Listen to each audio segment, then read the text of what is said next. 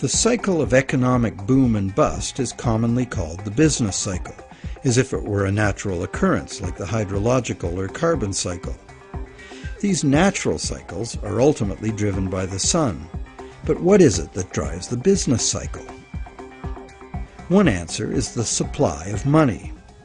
And as we have seen, the supply of money is dependent on loans. So let's look at what happens during the lifetime of an individual loan. We've seen how bank credit is nothing more than the bank's promise to pay, which the bank has created on its books to balance the borrower's promise to pay that it has received. The bank's promise to pay is usually spent on some real good or service and allowed to circulate, making the efficient exchange of goods and services easier to accomplish. As a medium of exchange, today's promise to pay money is unsurpassed in its usefulness and flexibility. However, because no money is created to pay the interest, a seemingly impossible situation is created. On the face of it, if borrowers had to pay the interest they owe all at once, they would have to fight it out for a limited sum of existing money that was very much less than the total owed. The percentage that would be unable to pay off their loans would be simple to calculate. However, interest is usually paid over time, not all at once.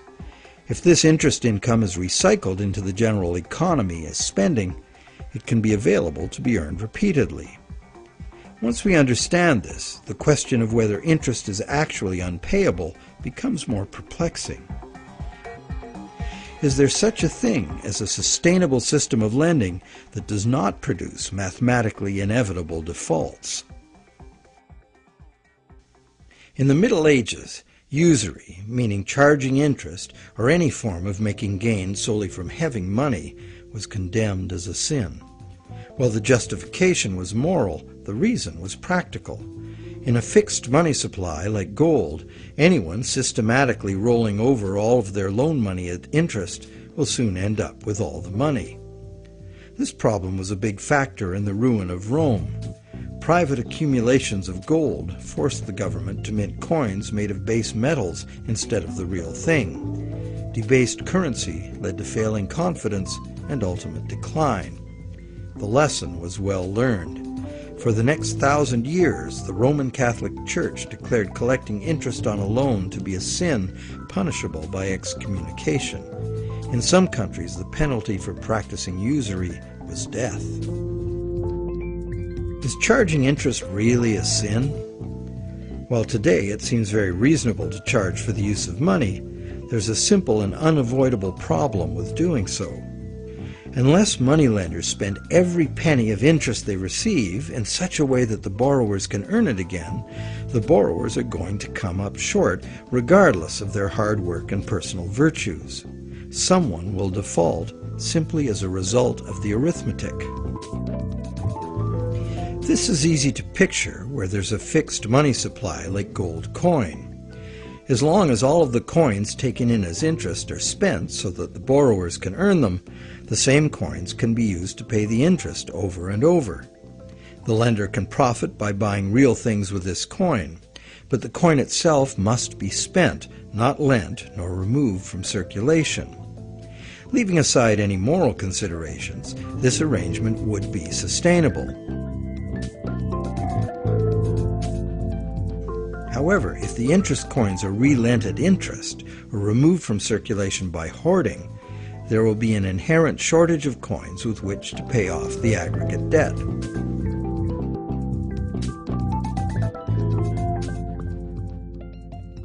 The situation is essentially no different in our current debt-based system.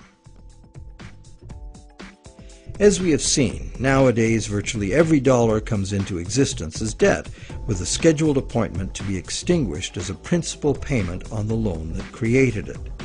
Thus, for all borrowers to be able to make their payments of principal plus interest, two things must be true.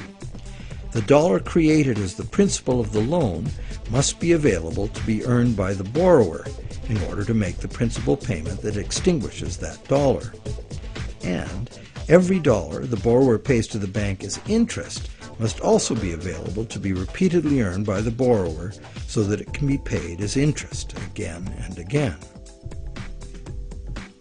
There is a common theory, undoubtedly popular with lenders, that because the banks spend their interest earnings as operating expenses, interest to depositors, and shareholders' dividends, there is in fact enough money released back into the community to make all payments. However, like the idea of absolute shortage, this is an oversimplification. Picture what happens if someone else, such as you or I or an institutional non-bank lender, obtains this dollar and then lends it out at interest. Well, now that same dollar is simultaneously owed to two lenders and has two simultaneous interest charges attached to it. In addition, if this dollar is loaned, repaid, and reloaned by the secondary lender, it is not available to pay off the principal of the loan that created it, except as another loan. So, can we borrow from Peter to pay Paul and borrow from Paul to pay Peter? This gets interesting. We can. However, each time money is borrowed, there's an interest charge added that also must be paid. If all added interest charges can be earned, all payments can be made. On this basis, many economists and defenders of the current system claim there can never be a shortage of money and all payments can be made. But this seems to be a false assurance.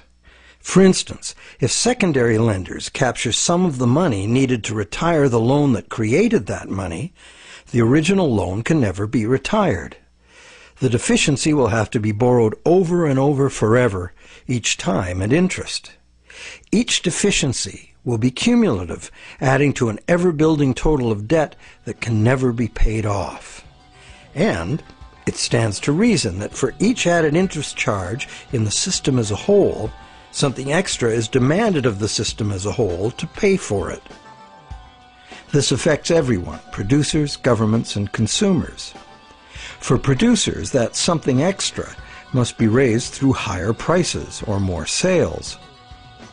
However, competition for more sales usually requires lowering prices, necessitating even more sales, and leads to overproduction and saturation of the market. The end result can mean job losses, plant closures, and bankruptcies. For governments, that something extra is raised by increasing taxes. But increasing taxes drains money from the productive economy, resulting in a reduction in the collective ability to pay taxes, which then necessitates increased government borrowing and additional interest charges. For consumers, something extra can mean getting an additional job, or borrowing to pay past debts, or paying off debt over longer periods of time. However, competition for jobs tends to lower wages, and paying over longer periods of time adds enormously to the amount of interest owed. And of course, borrowing to pay off past debts is like trying to fill a hole with more hole. And that is the situation we find ourselves in today. Producers can't sell more because consumers can't afford to buy. Governments are cutting taxes, not raising them, hoping to stimulate consumer demand, and consumers' real incomes are limited or even falling due to competition for a limited number of jobs. Therefore, any increase in the total amount of interest charges within the monetary system as a whole will result in a genuine shortage of money. This is because the real productive economy is limited by the availability of nature's resources. The productive economy exists to serve actual needs. It simply cannot keep pace with the demands of the artificial financial economy, which has an unlimited appetite for profit, and which operates with no regard for the natural limitations of the real world.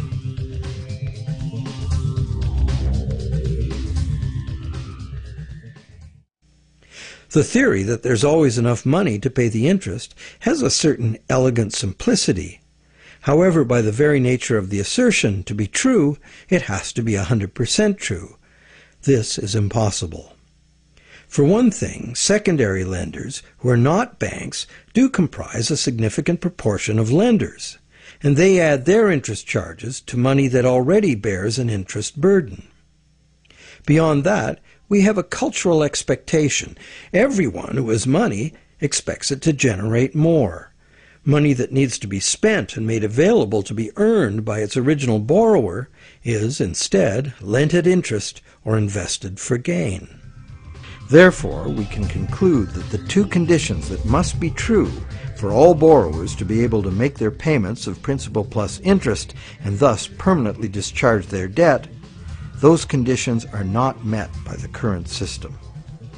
Nowhere in the current system is there any restriction on relending money that was created as a loan, nor is there any obligation upon banks to make their profits from interest available to be earned by borrowers, enabling them to extinguish their debts. Quite the opposite. Banks invest these profits to make further profits. And it's not just the banks that cause the problem. Anyone who takes their ball of money and starts rolling it like a snowball to make it bigger does so at the expense of borrowers who will not find that money available to pay their debts, except as more debt. And of course, those rolling the biggest snowballs pick up the most snow. As the saying goes, the rich get richer and the poor get poorer. Money needed by borrowers in the lower realms of workaday productive economics moves upstairs to play in the casino world of abstract financial profit, and that's a world where transactions are little more than gambling on numbers in an effort to achieve higher numbers. They have little or nothing to do with providing the necessities of life.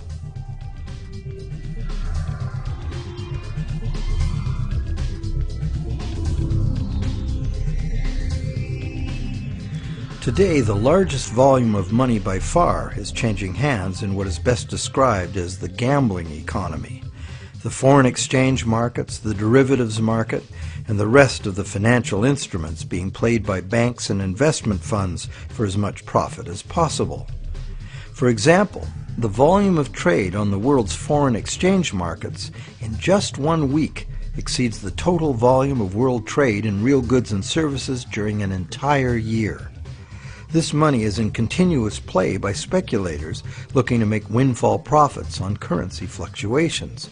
It exists, but only in the gambling economy. So how unpayable is the ubiquitous interest burden in actual fact? That could only be determined with certainty by tracking all the money in the world. With over 6 billion people earning, spending, borrowing, and lending, the world's money flows are at least as complex as the flows of the ocean. They are impossible to know. But the direction is pretty clear and simple, and it's the same old story. The rich are taking increasingly more money into the gambling economy, where ordinary borrowers have almost no chance to obtain it. And the only way the system can stay solvent is to create more money. And as money is created as debt, the only way to create more money is to create more debt in every way possible, including ridiculously easy credit for unqualified borrowers, massive government expenditures on security and war, and bailouts of insolvent banks.